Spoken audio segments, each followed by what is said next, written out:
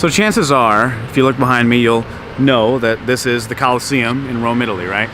Now, why do you know that? Because you've probably gone to school, public education system, private, whatever, and you learned in history class about the Colosseum. You learned about the world wars. You learned about a bunch of things. You learned about human civilization. You learned about human history.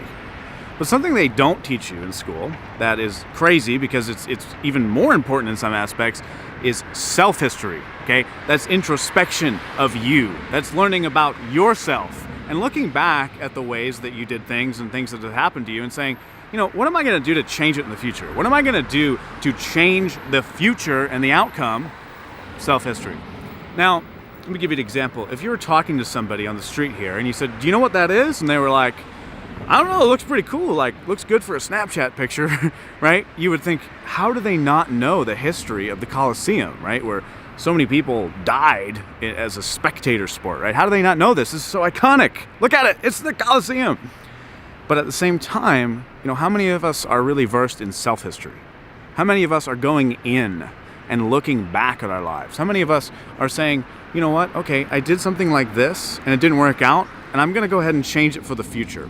It's like if as a civilization, as a people, we didn't learn about what we found out from world wars, World War II, so many different things that have happened in history, and we kept repeating them, which kind of does happen in some ways.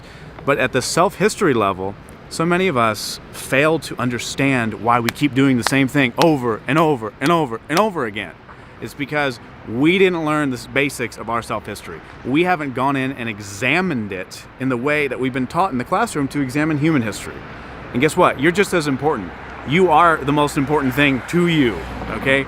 So self-history is very, very important. And just as you would know the Colosseum, you know, it's important to know yourself. It's important to learn about who you are and go deep, because it's going to change your future drastically.